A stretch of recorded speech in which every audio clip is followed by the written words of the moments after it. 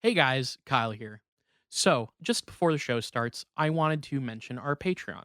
You can pay us $1 a month as a thank you, as a tip.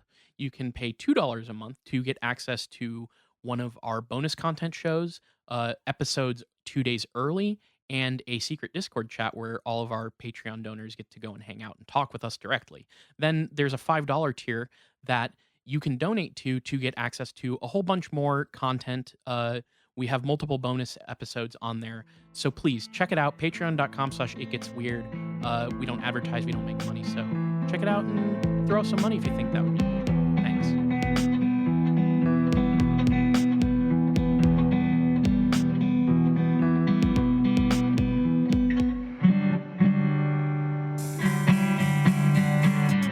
Welcome to It Gets Weird, our comedy show where we explore the unusual, the unbelievable, and the unexplained to try to make your world a little weirder. I'm Nile. And I'm Kyle. And you know what else I am, Nile? Oh my god. Oh, you were doing a fucking bit this whole time, you motherfucker. Oh my god. I started the meeting like normal on fucking Zoom. Kyle was like, okay, have the USB issues for weeks been a bit, or is that real? No, that's real. That is real. That's so you utilized for the real life in the bit. That's good. So Kyle was I was not being able to see Kyle's webcam. He was like, I think we're gonna have to record without my webcam this week, folks. And I just, as soon as we started the actual podcast, he either uncovered or turned on whatever his webcam and is in costume as something. And I think he's about to explain this to me. I am the thing that goes bump in the night. I am the creature that slithers and sits atop your chest when you try to sleep and gives you a fright. I am what happens when you abuse over-the-counter allergy medicine. I am the Hat Man. Did you think of this before I sent a Hat Man joke in a group chat earlier, or is this in response to that? This definitely reminded me that I talked about the Hat Man on a podcast recently. I think ours. Yeah. I don't know what other podcast it would have been. You don't do a lot of other ones. No, I'm not getting invited to a lot of podcasts. And I've been meaning to talk with you about that. I think that we need to like, I don't know, really just start aggressively, trying to get on other people's shows. I think it's hard to get on other people's shows when we don't have a lot of guests. That's fair. Like our guests are our four friends that we consistently bring on. And that's kind of how I like it. So no, I definitely feel that way. But like, why aren't Garrett and Jules doing a show? That's sort of, true. I guess, where I'm coming from. Yeah, why haven't they started podcast? Actually, Jules did try to start a podcast, and we stopped doing it. But well, I am dressed. That's as just the one that people know about. Oh, true. Yeah, this is me getting into the spooky spirit of things. I've been, trying to embody the Hat Man. I've been slinking from my house to neighbors' houses, just sort of breaking in and standing in the corner and like sitting on people's chests and stealing their breath away. Ironically, when the neighbors that I've been, breaking into their houses produce the sign of the cross and throw holy water on me, it is very effective at warding me away. Okay. But this, this is limit testing for I'm trying to really embody this character for the second half, for the remainder of the October, which is the Halloween month, as we all know. So thank you for letting me indulge. Was this a Hat Man scenario, much like the Santa Claus, where you accidentally woke up when the old Hat Man was on your chest? And by shocking this thing and making it die, you then were gifted the powers of the Hat Man. Yeah, I produced the Luger from underneath my pillow that I sleep with, and I blasted that motherfucker straight to hell. Didn't realize, in fact, I'm going to have to update, what's her name? The lady who is the sovereign's not the right word. She's the single source of Hat Man knowledge online. Who we discussed a few episodes back. You can go, if you're listening and you don't know what I'm talking about, go a couple of weeks back. I I gotta update her lore because it Yeah. turns out guns very effective. Turns out it's a real Santa Claus And situation. you do get Santa Claused into the Hat Man role, unfortunately. So, unfortunately, this is what I do now.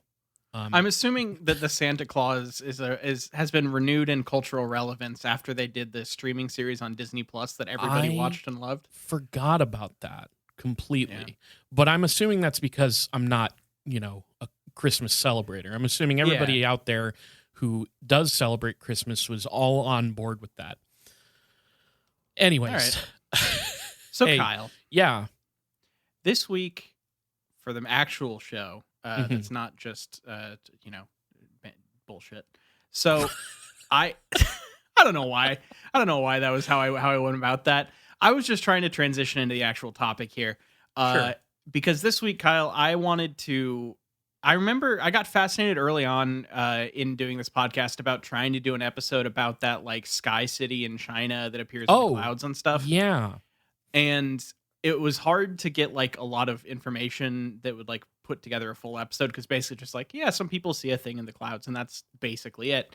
At least back then. So, but I was able to, I in trying to find new and interesting directions to go, I ended up finding a different Phantom City that I was able to put together an entire episode on. Interesting. Now, I my limited knowledge of the subject, I recall that the sort of skeptical explanation for that being something along the lines of like a Fata Morgana, like a sort of weather conditional illusion. But I have a feeling you found something different because usually the people online, and stop me if I step on your toes or anything. Usually the less skeptical crowd kind of talks about interdimensionality, may possibly UFOs, but usually it's an interdimensional thing. So the one in China, the things that I saw back when I was looking into it were basically, Fata Morgana was the main actual explanation. But it, in terms of like it a lot of it was wormhole into another dimension or portal into another dimension or alternate realities converging, like depending on which way you want to go. But in this case, today I want to talk about the mythical phantom city of Biringan in the Philippines, which there's a bit different lore vis-a-vis what it might be, but like not, there still are people that think it's like a pocket dimension or whatever the fuck. But, sure. There's a lot of thoughts as to what this is. I've been meaning to return to the Philippines because I recall that the couple times we've checked out like cryptids from the Philippines, they're like rich with lore and mythology, and like a lot.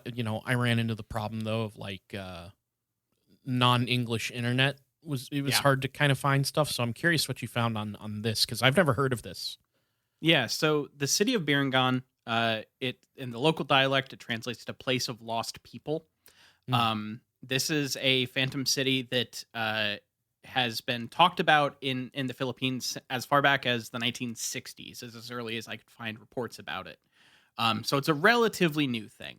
But it also is like, that's when basically the type of city that this is would have been hard for it to have stories about it that much earlier. Well, yeah, because the one, at least in China, it was in China, right? Yeah.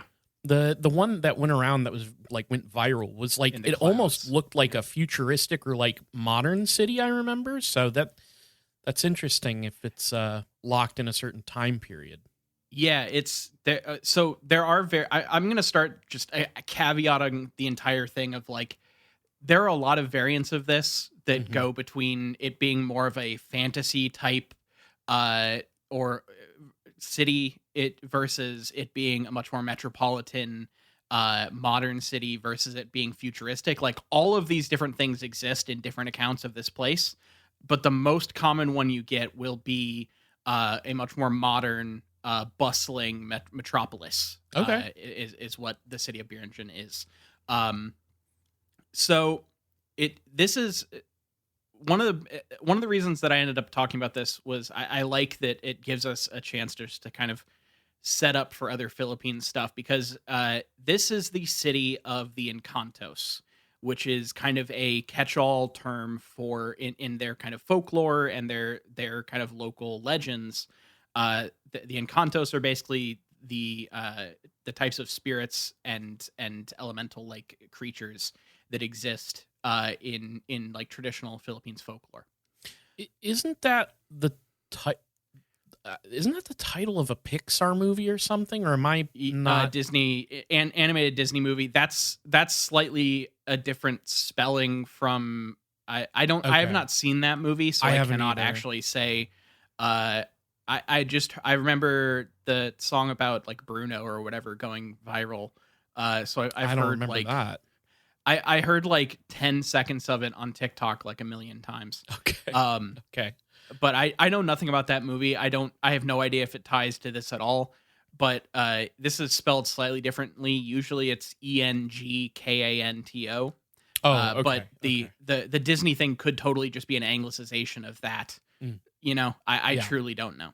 So I didn't look into the movie at all. Maybe I should have, but I don't. I didn't really care. That's understandable. So it didn't feel particularly relevant outside of just like it using the same kind of word. But so the Encantos in general are kind of nature spirits. Some people will liken them to elves or fairies in more Western mythology. However, they usually take on a more full on like human like appearance. Their main distinguishing feature between us the humans and them and Encantos is a lack of philtrum, the little like notch above your lip. Sorry, that okay, so that's how you can distinguish somebody who isn't human but in Encantos. Yes. Well, Interesting. along with like their other, they're kind of mystical. Well, can you hide? You could like hide that with a mustache. You totally So you could really like if you're like trying to blend in with the humans, you just grow a big old handlebar. There's certain mustache types that might not be as helpful, like a pencil. Mm-hmm. A pencil, like yeah, John Waters isn't going to help you out here. I was gonna say Gomez. Keep it in the Halloween spirit. But yeah, yes, there you go. John Waters too would be absolutely fucked if he's an Encantos. But yeah, I mean, like look at me. I got this mustache going.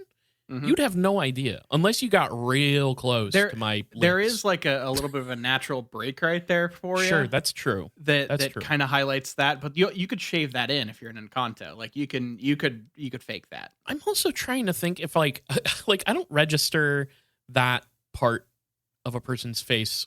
The like order of primacy for me when I see a person's face is not that's like probably at the very bottom. But so, you want to know something though? Sure.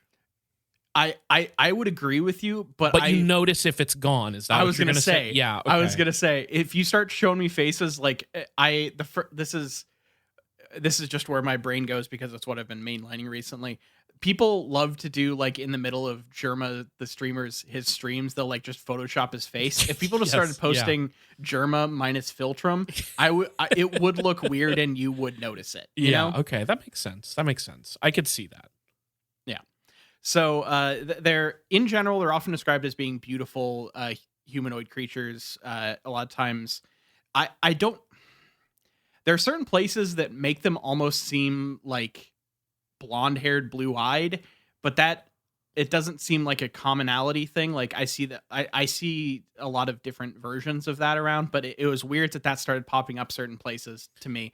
I wasn't expecting it. Do you think that that's maybe a little bit of infiltration of like the brand of alien conspiracy with like Nordic tall whites kind of coming into play? Or I don't think that it would be alien based. I think that it would be more like maybe people seeing like taking stuff from like elves or fairy, like other folklore kind of transmuting back and forth with people.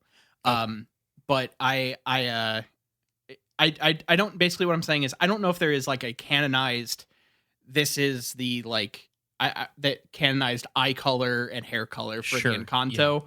There are places that specify that for whatever reason. Sure. So they're said to live in kind of a different dimension, that has these kind of portals that are found in natural things such as boulders and trees and other landmarks. They vary between more beneficent and playful, but also can be like vindictive and pranky, and like you'll get certain subdivisions like the Capra Mm. are very trickster types Ah, that will like the lead you in circles and everything. the Capras from the Philippines, I forgot. That is the weed smoking Bigfoot Yeah. from that we covered many years ago. I think about that guy occasionally. I like him. He just like sits up in trees and smokes weed. But then I remember in certain stories he I think attacks women. So Yeah. those not less though. I'm more down with the chill. Let me put it this way: the attacking women thing does not jive with the like chill lounging in the trees smoking weed sort of vibe. So I prefer to think of the Capra as the Yeah. chill weed smoker who frees his mind at night. Yeah, I think it's not that Capras are a type of Encanto. They're being compared here because they're both you know, local stuff that I think Capra sometime appear in Biringan City as well, Okay. along with some other types of Filipino cryptids and folkloric creatures, I guess. Um, so where is this place? I guess this place supposedly exists in the province of Samar in the Philippines. Um, I believe I have. Yeah, so that island is divided into three provinces that it's on: Samar, Northern Samar, and Eastern Samar. It's an actual, just like straight up Samar. The actual place will vary depending on who you talk to, but most people believe it's somewhere between Calbayog City and Kataman in Samar, which I you can find those places on a map. That's just if you want to go look it up. It's in uh, basically just in the middle of two decently sized cities, but the exact location is up for debate. Um, and so it is mostly stocked by the Encantos. However, I did find out because they have brought this is one of those things where when people go missing, people will be like, "Oh, they got swept away to Biringan City." Like this, it's kind of that kind of thing. Like if one of the ways it gets talked about is as like a place for people who get lost or Mm, go missing. okay. Um, so that like what was the point I was going to make from that? Oh yeah, they've started to be I saw places that talked about these like half I guess you can breed with them because they're What? supposedly are half human, half Biringan Encantos beings that will then like act as scouts out in the real world to try to like lure people from like beaches and resorts and shit. Like they'll go to places of quote leisure and entertainment and try to like lure humans into beer and gun, which I Okay. think I is wild. That's yeah. Okay. So I already have my ticket for the Philippines. Yeah, I gotta. I if I gotta learn firsthand what that's like. you got to go around and look for people God. missing that philtrum, you know, You and know, see what you can find. you know those like what do they call it where you travel from like country to it's you travel from country to country and you try to have sex with a bunch of people in the different Oh, sex tourist. Is that what it yeah. is? I think that's what that would. I think that would fall under that. Yeah. What about being like a mythological cryptozoological sex tourist? You go around the world just like, all right, I'm stopping off in Japan, gonna try to fuck the Ningen. Yeah. You go to the Philippines, I'm fucking getting down and dirty with the Capra. And you just do that around the world and probably contract diseases unheard of on planet Earth. Yeah, there's gonna be a sort of kind of cosmic gumbo in your crotch of all everything that Oh, from different dimensions and worlds you, stewing together. you can't put gumbo and crotch in the same sentence. Oh, Yeah. So much like a lot of other types of kind of folkloric beings, the Encantos have some rules. They will basically, if you're dealing with them in terms of like walking through the forest and wanting to keep on their good side, offerings of food, flowers, or tobacco are common to try to like keep the spirits appeased. Also, if you cut down trees or disturb the forests, that supposedly angers them. But also, they fall under a similar thing as the Fae, where you do not want to accept anything from them if they offer it. Hmm. If you eat any of their food or take any gifts from them, you will be trapped in their dimension forever. Uh, and there is this like interesting bit of an interesting twist on the lore, which I don't know if there's something like this for Fae, but if you are taken by the Biringan, supposedly you're like whisked away, almost like there are places that make it seem like it's more spiritual, like you're not like your physical form isn't left behind or anything, but it's like Hmm. they leave behind a magicked log that everyone Oh, else sees as your body. So they glamour a log to look like you and leave that and then whisk you off to Biringan City. Uh interesting. where I think there like it is physical, but all the places talk about it as like you're like they take your like spirit and I don't into the other dimension. So, first of all, Jacques Vallée, Eat Your Heart Out. Yeah. This is, I mean, it's Passport to Magonia shit. Surely Yep. this stuff has come up in there. So, what you're saying is like it leaves, there's a log that other humans see as your body, but it's actually a log. It's Yes. sort of like, putting the straw man under the covers when you're sneaking out at night type vibe, I guess. Yeah, Um, but with the but magic to make it more convincing. Yeah. sure, interesting. I've always wondered something Okay. in this is so in Naruto. Okay. In Interesting Naruto, start. one of their things that they can do is substitution jutsu, which means like the person will attack another person, like the ninja will attack the other ninja, uh, thinking that they're like attacking that person's body, but then poof, suddenly they realize it's a log. Okay. Yeah, yeah, yeah. And I've never like it's one of those things that like appears in stories about ninjas where I wonder where that comes from because I genuinely don't know. And that Yeah, I has a don't very know. similar vibe, very similar flavor, but I guess kind of in reverse in a Almost, way. yeah. Yeah. It is weird. Like I don't know where that comes from. I've seen that trope in various places. Yeah. Like you said, with like when a ninja disappears, it leaves a log behind a lot of the time. I don't know. That's interesting. Anybody who happens to know what that's about, email us itgetsweirdpodcast@gmail.com and give us the ninja lore and the log Mhm. lore, please. I would love to know. So I want to talk a little bit more about the Encantos, just because I think it's interesting, like the breadth of things that I've found. So there are places that describe them as wearing quote nature-like garments, kind of more like mountain people, like kind of Hmm. mossy fabrics and tattered Flannel, stuff. Not even hiking that much, boots. but like like stuff harvested from the forest. Oh, okay. I Almost see. like elves type stuff. But then Sure. other places are just like they wear all black. They're fucking goth as hell. Hmm. Uh and so I don't know which way it goes. Much like that, they're also some places will call them full-blown shapeshifters, where like their base form is that humanoid, almost like borderline elf-like appearance. Yeah. Um, that then they can transform into either be like ghost like or monster like. And I think this is where you get in a lot of the like the ways that they fuck with people, like the trickster in them is the shape-shifting thing.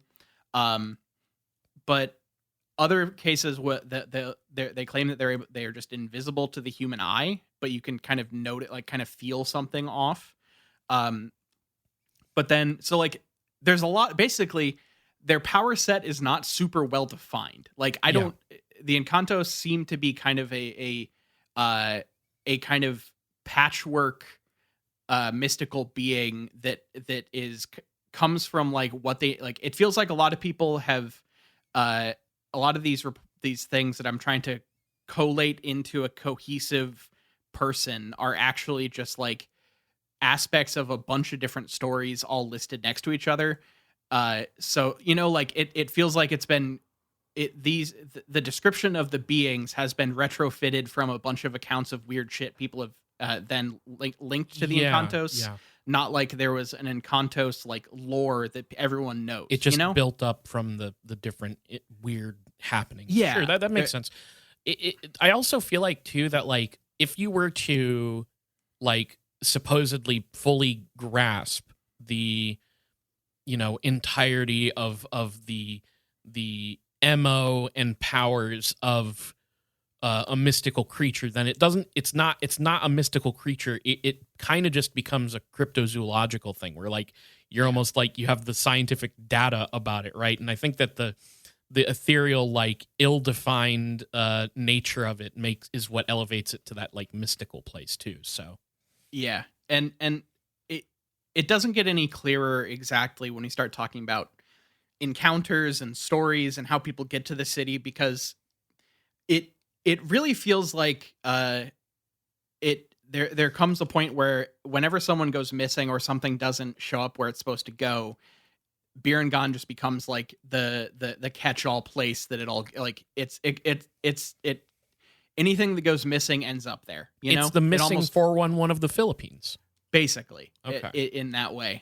Because let's talk about some of the encounters and stuff that I found, because some of these are pretty interesting. Um, one of the earliest ones that you'll find is this this bus that was going at night between Catbalogan City and Tacloban City. And around halfway between those two places, the bus, when the bus had kind of stopped and everyone was out kind of stretching their legs and everything, and the driver and the conductor picked up these two young lady passengers.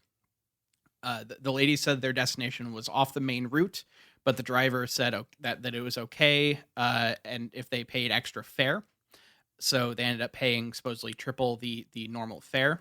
And when the two the passengers then were riding the bus for a while, and when the driver turned around to like get back on the highway off of this kind of side street, he could no longer find where the dirt road was that they had just been driving on. Mm. So the road disappears, Oh, and God. they start to just kind of try to drive around looking for it before conceding the fact that they were lost, and then just spend the night in the random in the middle of nowhere, not even on a road, because it disappeared. When they all wake up the next day at around dawn, they were very confused to then find themselves and the bus on top of a mountain, Mm. um, to the point where a large tow truck had to be brought up through the mountain trails just to get them back onto a road. That's pretty wild. It started out sounding like a no through road sort of scenario, but Oh, there are those too. Like good. you'll find those. Like the Capra does more of that stuff, but there is if you piss off the Engkantos, they will like kind of make you get lost in the woods in a recursive loop Oh sometimes. God, I'm canceling my flight to the Philippines. It's not worth it. It's not worth it. Getting that stamped page in your fuck passport isn't worth it. Well, here's the thing. I don't know. I don't like. I couldn't tell you what the Capra enjoy sexually, and imagine the hell they'd put you through if you didn't perform with the Capra. They'd be like, you fucking suck at sex. Yeah. 1,000 hells in the forest for you. Yeah, you're going to be trapped in a loop for the next 1,000 years. No, Congrats. It's not worth it. Maybe. Yeah. So another place that this city gets seen a lot is by fishermen. So there's this sea near a place called Danawan, where the fishermen suppose it's kind of it's on the north end of Samar.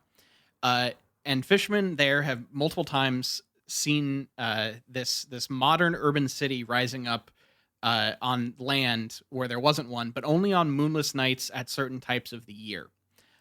They say that it looks like Hong Kong in the 90s, Mm.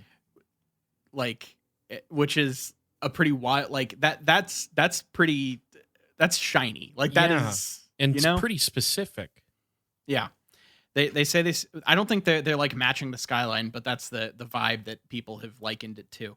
Um, Witnesses claim to see a well-lit city skyline along with a port and some sort of like urban setting. Um, and they're like, they would be very confused because they're supposed to be up in the middle of nowhere fishing, and all of a sudden this like massive metropolitan area appears in where there was none. Um, this supposedly happened mostly between the 70s and the 80s and hasn't happened as much recently. And I this is one of those things that I feel like will kind of get explained a little bit with one of the explanations that I have later. Like these are the ones that I feel like you could probably explain the easiest as not just like folklore, but people seeing something that you can kind of explain, you know? Oh yeah, sure. Now I want to know what it is. Like I can't like I can't really like fathom what would cause a person to just see an entire city like that. Fair. I mean, but we don't look. I'm not trying again. Yeah, we'll not get to trying that to later. get ahead of anything here. But now I'm like stay very with some curious. stories.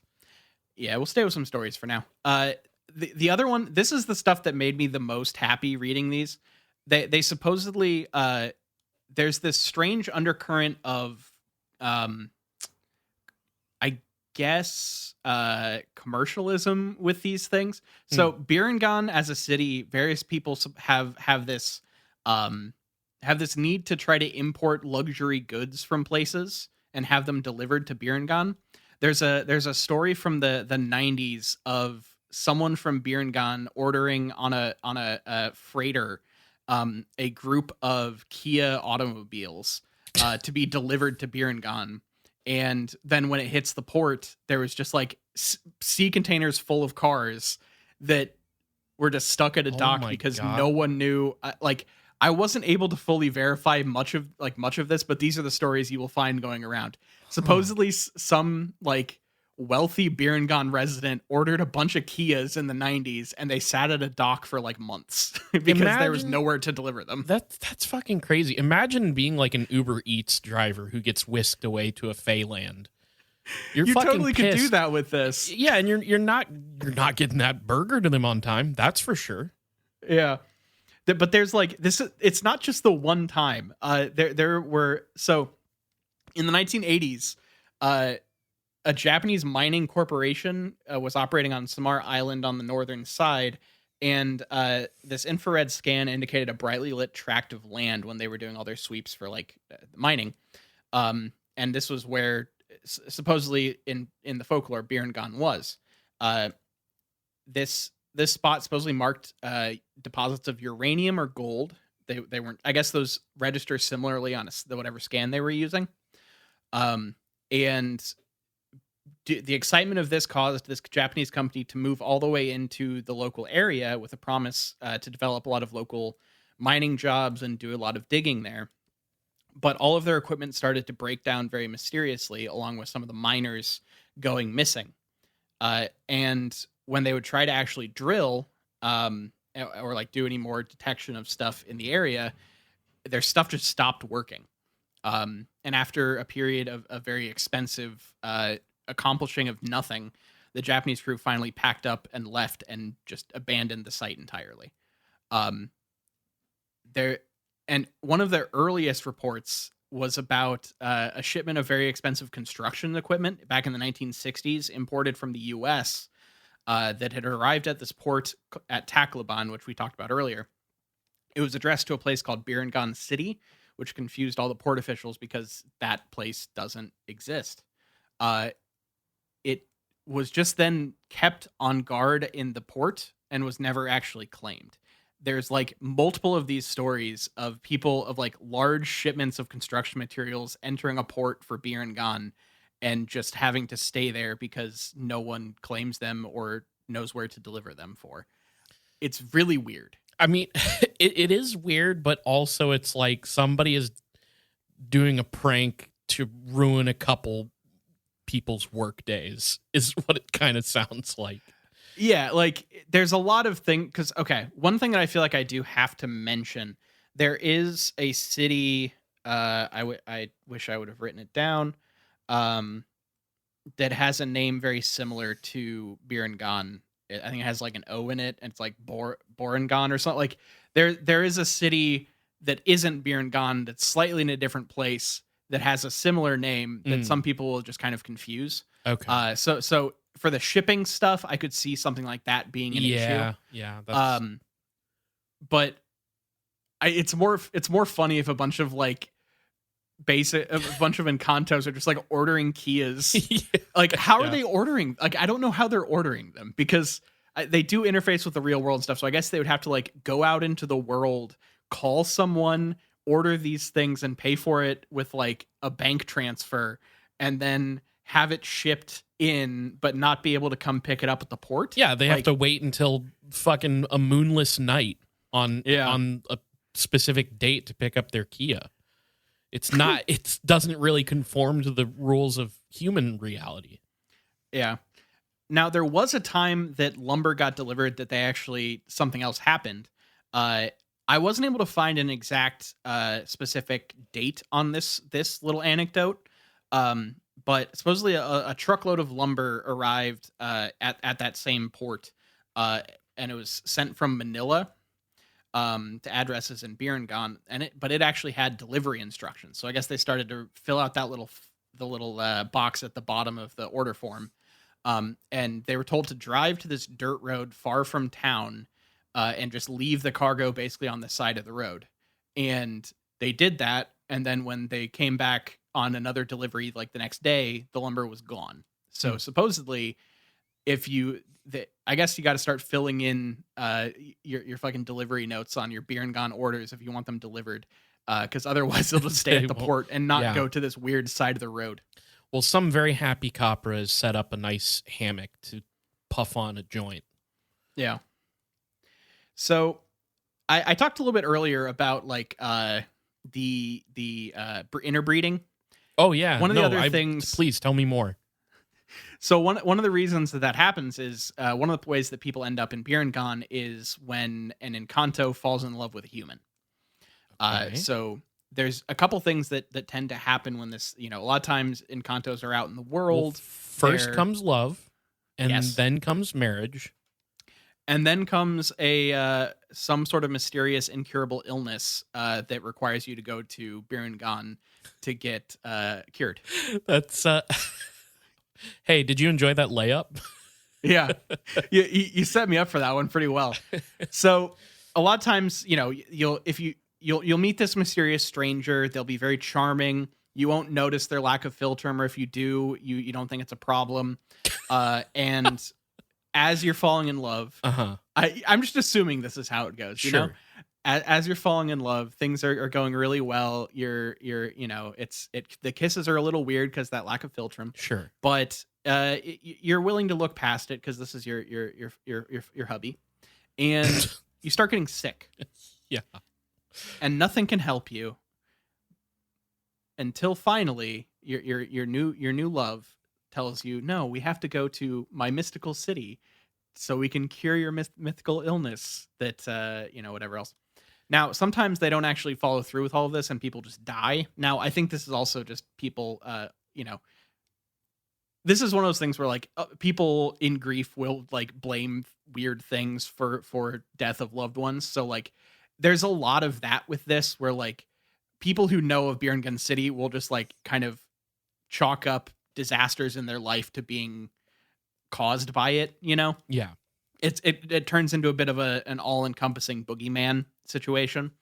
But they will supposedly if you don't go with them to Birengan, the mysterious illness that you take when you fall in love with one of these people will kill you. Oh, okay. Shit. So I was like picturing like, I don't know, genital warts. no, I guess love will kill you if it's with someone from this other Hey, portal dimension. ain't that the way? Yeah. So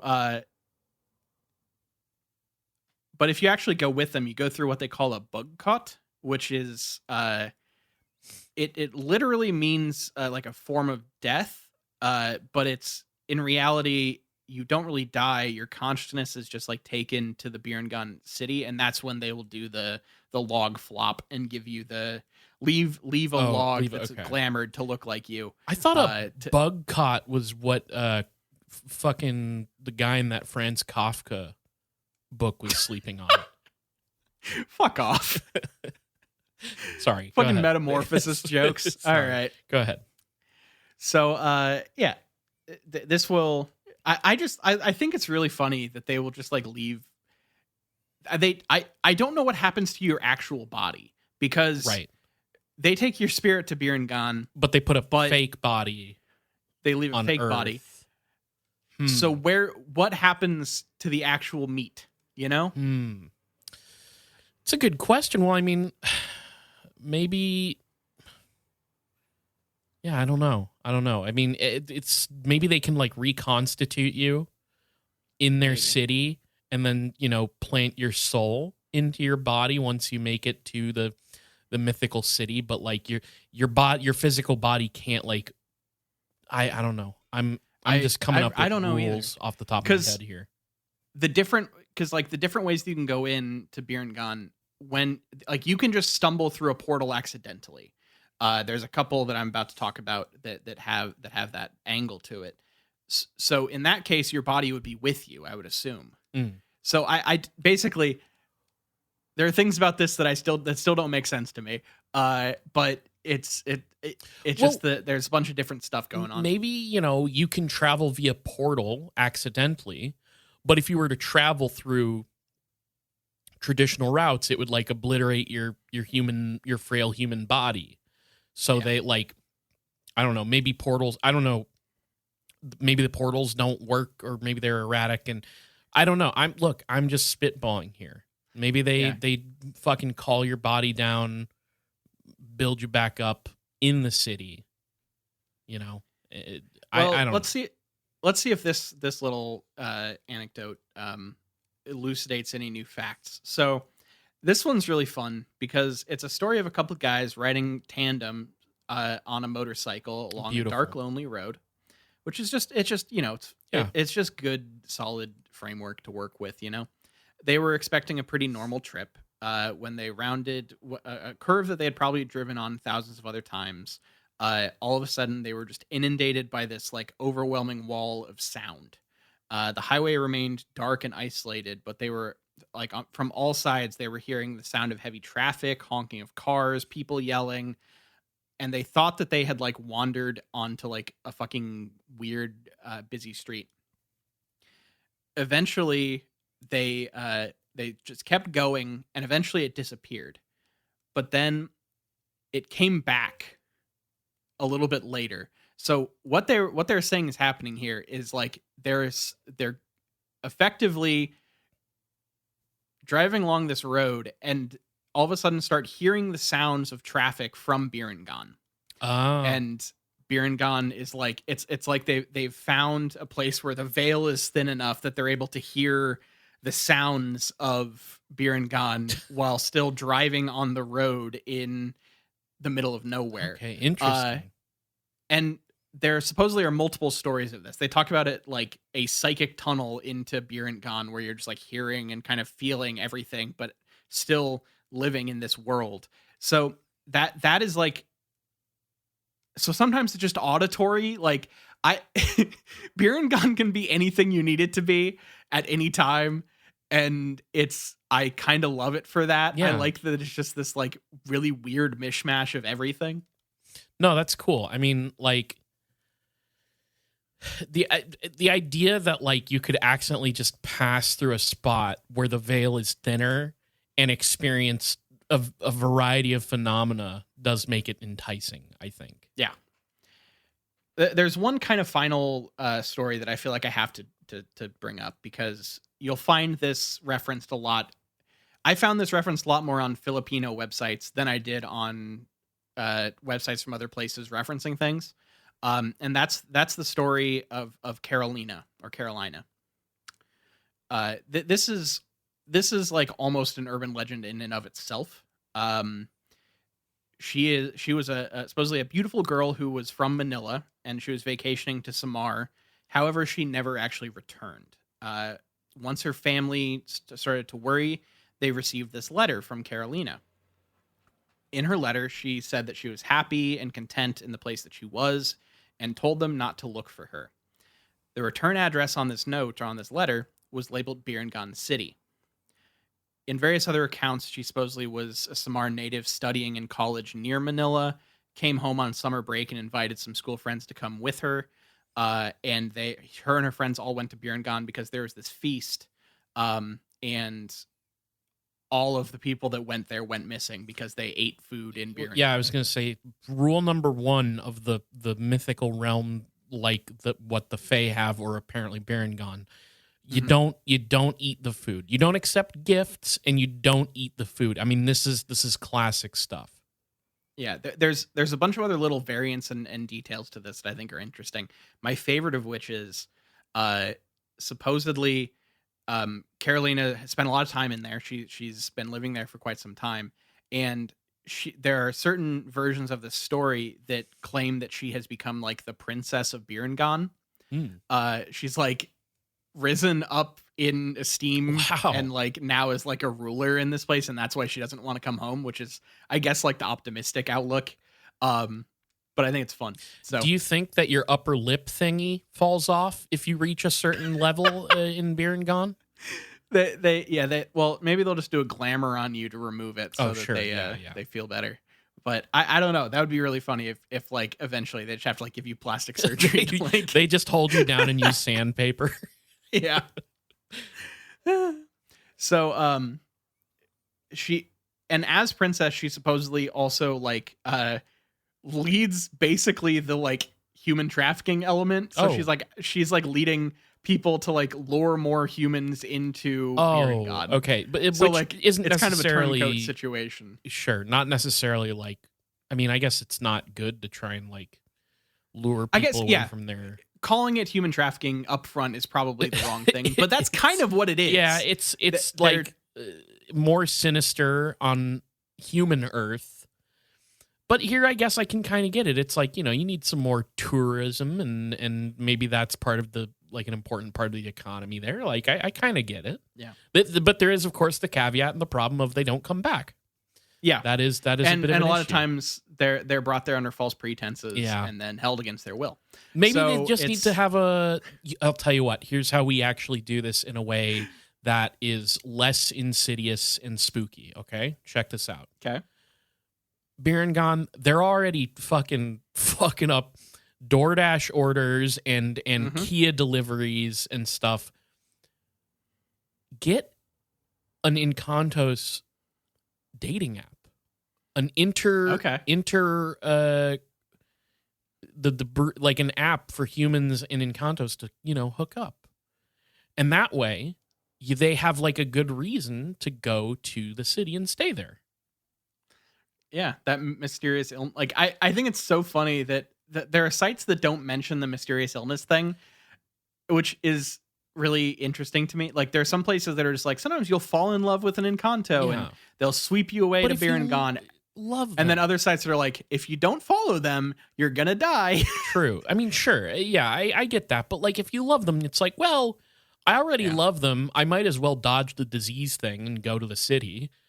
And like, we can maybe should mention that on the dating app. Like that should be like the upfront warning of like, hey, if you like fuck an Encantos, you will get a deadly mystical STD and you will need to go to the city. So fair warning up front.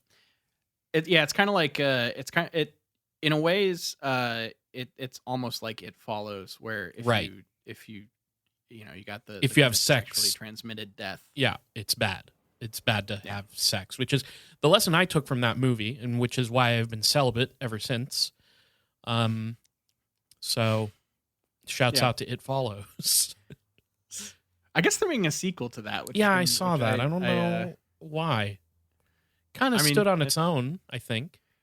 Yeah, but I'm not mad at it. I'm not I'll check it mad. out. Maybe it'll be good. Who knows? So Kyle, if you seem pretty interested in going to this place. So let me Oh talk a God. little bit Okay. about Okay. how to find a portal. Yeah. Um, I don't know exactly how to find one, but they're usually found in like trees and boulders, like I mentioned earlier. But specifically, there's a tree called the Belete tree. Supposedly, there are like 7 portals in Belete trees, which is like a type of tree native to the Philippines that is like unique to them. I think. And there's also one of these that exists supposedly near Pagsongson Falls. Pagsonken Falls, which is like a big waterfall. So supposedly those are the places to look if you really want to try to accidentally find your way into Biringan City. Um, but I'm not sure I would actually recommend it. Okay. I mean, I've been enticed throughout this episode. You haven't given me anything that is too damning, but maybe there's a couple lore drops at the end here. Well, we're going to talk a little bit about some of their offerings and stuff. This is another thing that is varied depending on where you look. So supposedly there are places that will just say their food is just looks great and it's everything and like it is that fantastical fey food kind of thing, Mhm. where it's so appealing. But then there are other places that say they will offer you either black or white color food and and sometimes it's also gold. Like they can't decide if Biringan has a very limited color palette or if it's like this naturalistic kind of like beautiful place or if it's a modern dazzling city. Like Yeah. Do you think you'd fuck them up if you brought them black and white deli cookie? I think if you put the black and white on one cookie, they would probably I don't know, they'd probably just kill you. I think that's shit. Yeah, Okay. Maybe not then. maybe you can put some gold over it and that'll fix it. I don't know. Hmm. But yeah, so I guess sometimes you will just be offered black food. However, it's supposed to be unrecognizable yet saliva inducing from what I've read. So Huh. uh, take that as you will. Interesting. Um, yeah, and if you go there, if you do all this stuff and you fail their checks effectively, you will be left there forever. That's just the kind of thing that you're dealing with here. Um, so let's talk a little bit about what these things might be, what this place is, what the explanations for this are. We're going to start with the more outlandish versions. Some people think that the various portals are wormholes to this alternate dimension. I love that I don't know if this is actually true, but this is how it worked for me. I like that the movie Thor made everyone start using the phrase Einstein-Rosen bridge as like a way to explain mystical bullshit. Jesus. Yeah. Because supposedly these portals are Einstein-Rosen bridges that connect Sure. various points in the space-time continuum, creating a shortcut to allow you to go to this mythological, magical city. So, but in this case, I think it's technically like the future. It's just like the far-off future. So you're basically interfacing with a technologically more advanced future civilization. Perhaps Engkantos is the future of humanity. That's not a thing I explicitly saw written out that way places, but it's kind of the insinuation. Yeah. Okay. So, however, the most popular theory is that this is just an alternate parallel world. The portals take you to an alternate reality where this stuff happens. So like that's the more catch-all. It's not the future, it's not the past, it's just it's a different parallel universe that you go into. That way anything can happen and there are no rules. Some people think that it was like an ancient civilization that arose alongside humans that chose to remain hidden for fear of invasion. And they're much more advanced, and basically a lot of these involve them being a much more advanced society than us because we just like to assume that most other, in any mythological or race that is not us, we assume they're so far advanced because otherwise we would have found them first. I think is kind of the justification. Yeah. So yeah, that's kind of the sci-fi explanation there. But let's talk a little bit about the one that I think is most interesting. Do you know what a light pillar is, Kyle? I think that's what you get when you blow up an angel like when an Evangelion unit blows up an angel, they like turn into the pillars of light. I think that's Wasn't that a my. cross? It is a cross, but I think they straight up call them pillars of light at some Oh, point. okay. Well, that might be taken from a real thing. Okay, okay.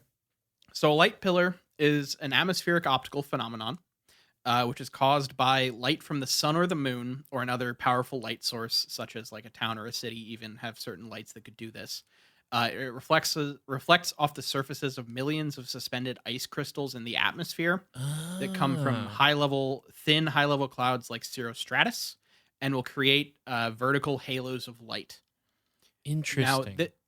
this is a phenomenon that people use to explain like UFO type lights quite a bit, but also in the Philippines specifically, they think that uh, these light pillars are what people are seeing as these like skyscrapers. So it's Sure. an optical illusion of this Okay. aerial phenomenon.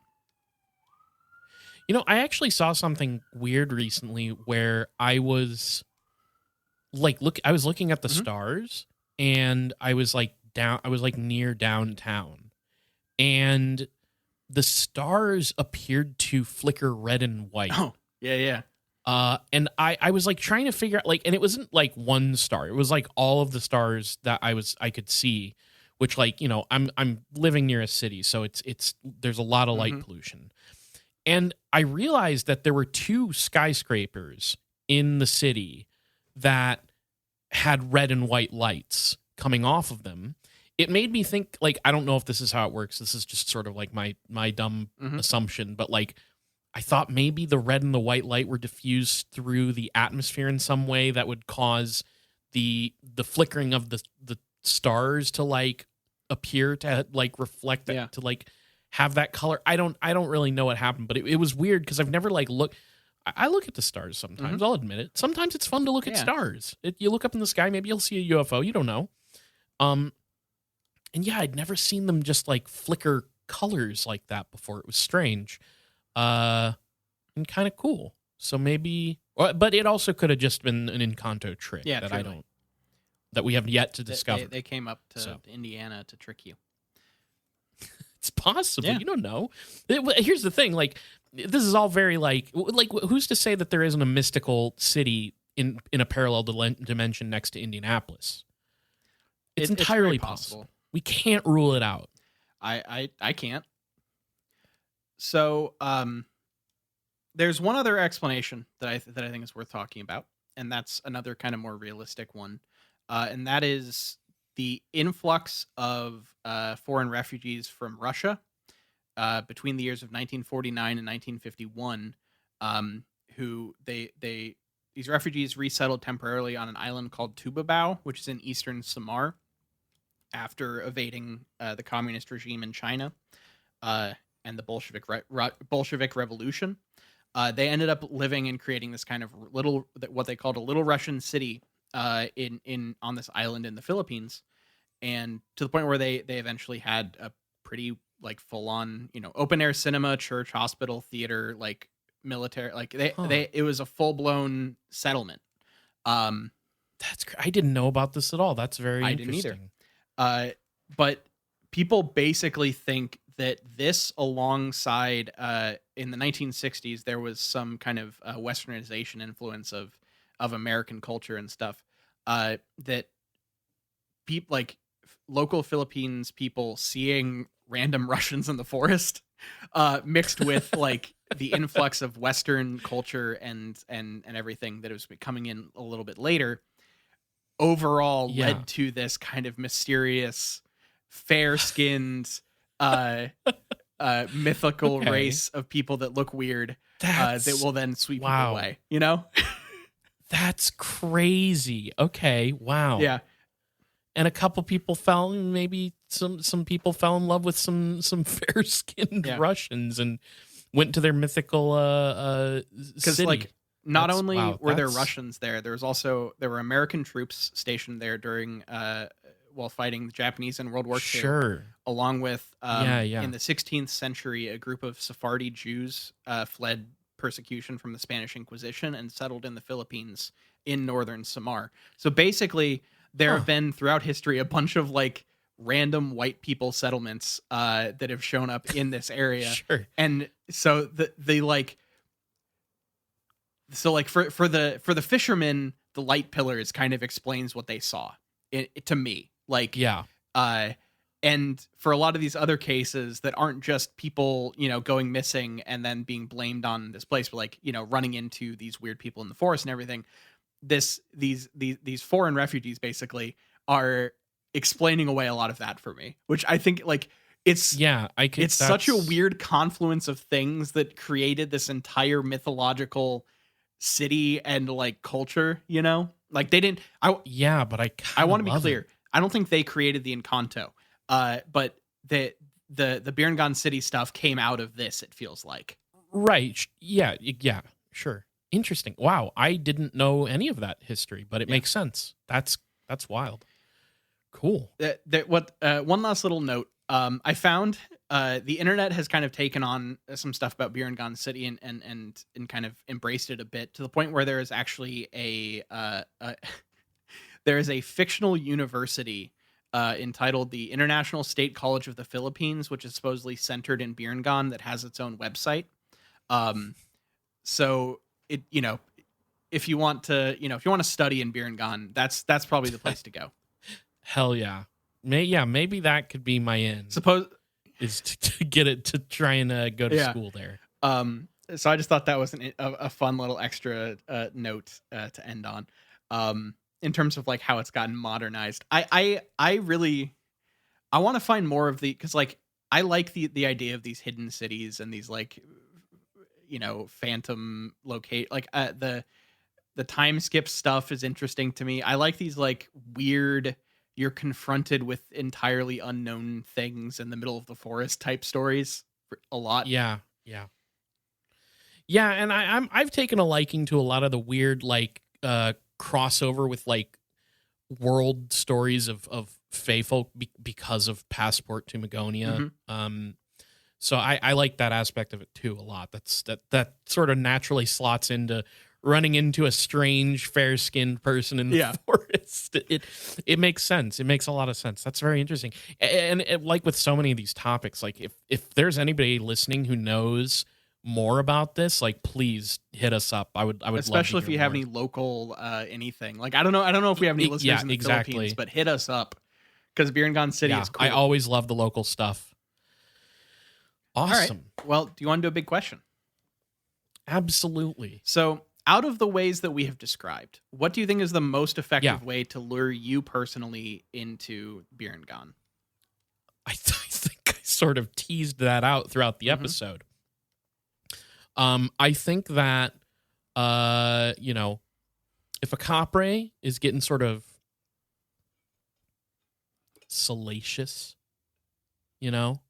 maybe kind of strutting their stuff in front of me, saying, maybe this Capra's got sort of come hither eyes. It's going to be hard to resist, right? That's going to be. I mean, it's going to be hard to resist. I mean, if you like a hairy person, yeah, I guess if you're looking for that level of like mountain-esque creature, I'm here for experiences. Yeah. Oh yeah, you're trying to stamp that the sexual. Passport. I forgot. Yeah. So maybe, I mean, the thing is though, if you're going to do the cryptid, like mythological, what was the sex tourism? Tourism. Unfortunately, this will have to be your last. Yeah, you kind of have to end with this one. This is the last one. So I guess what they'll have to do is they'll have to wait for a very specific moment where I've had my fill. I've gone to Romania and gotten with some vampires. I've gotten with the skunk ape down in Florida. You had a Jersey Devil. You had an orgy with a bunch of spirits in Japan. Like it was a fucking wild day there. So towards the end of my life, probably, because I sort of envision this as an entire lifetime. Well, here's where you're gonna find love and settle down. Yeah. Right at the tender age of 83. So that's how they get me. They wait for me to I get to the last stamp on my list. The most effective way to get you is to wait until you're old enough to settle down after all of your sex tourism. In the yokai, that's what I was trying to come up with earlier. In the extraterrestrial and cryptid sense. Yeah. I mean, if we want to branch out to extraterrestrial, like it's totally fucked. Like there's millions, billions of aliens out there. I don't really have the means, but I guess like I will have to find some sort of sugar daddy to fund this. Because I don't really have the means to do this by myself. This is kind of a conceptual question, but it also might help you and answer the question you just asked. Sure. Would it still count the pages in the book if you were in kind of a super soldier sent out into the cosmos and then pulled back in time into yourself? Like, can you go out and fuck everywhere and like do all that stuff and then get pulled back into your body on Earth and then sent to wherever else on Earth? Can I do an Obama Mars jump room sex fucking in the galaxy? Yes, I can, Nile. Look, I just had you were looking for a sponsor, and I think that the Mars jump room people are true. They would be able to the shadowy cabal. If you do your whole like 3 years as a Master Chief, they will then, or however long it is, they then can like fund tenure. You'll have the funds then going out of it to do whatever else you need to do. True. Okay. Perfect. We don't want to end up in a situation though where like they need to like, I forget to decommission me or whatever. So I just got to play by their rules, and then I'll be set to have sex with all the cryptids. Yeah. I guess. All right. Sure. I guess that's what I went with this episode. Sure. Why the fuck not? What about you? I really think that like the most of I'm a real headphone in public person. I'm a real like don't talk to anybody I don't have to person. So I think like a lot of these kind of luring ways aren't going to be the most effective on me, because I would just kind of keep on trucking. So I think I'm going to fall through a random portal. I think that's going to be like, I'm going to be driving one night and you're going to get isekai. I'm going to be driving one night and all of a sudden like, go to park and step out of my car and my car will be gone and I'll just be in like the spirit world, I would kill to see an isekai where you have to like go on fantasy adventures and you use your background of audio engineering to solve problems in that world. That would be.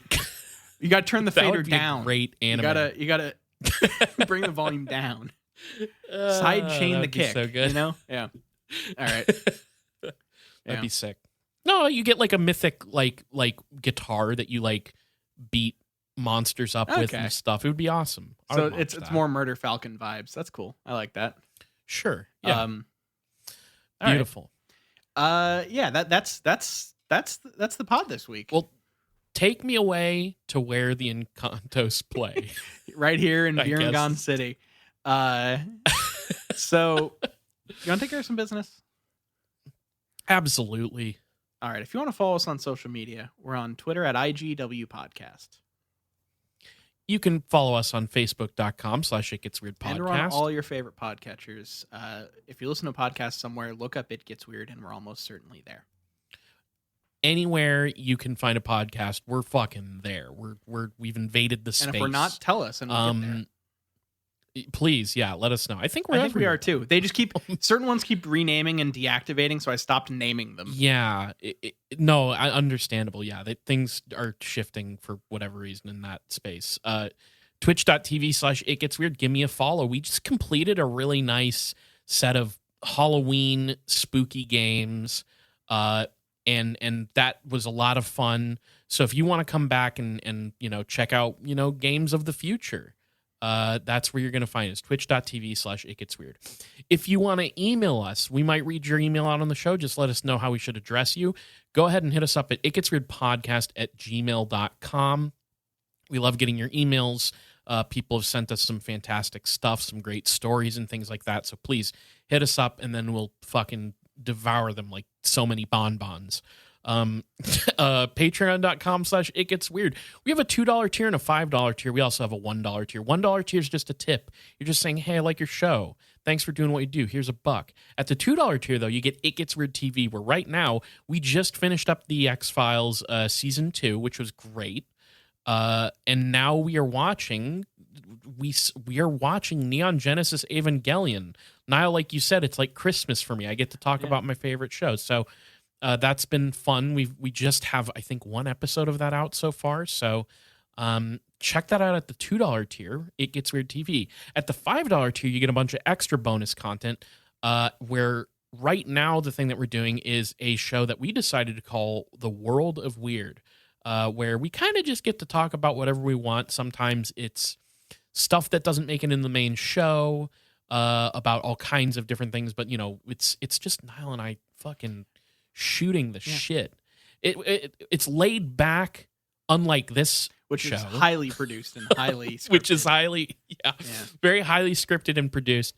And yeah, we just get to chat about whatever the hell we want to talk about. And I'll say, I think we have some pretty good conversations. So check it out. And when you donate at the $5 tier, you get such a big backlog of material on there. So please check it out at the $5 tier. It's the best bang for your buck. Whether you donate to the $2 tier or the $5 tier, you get access to the main show 2 days early on Friday instead of Sunday on your own private Patreon feed.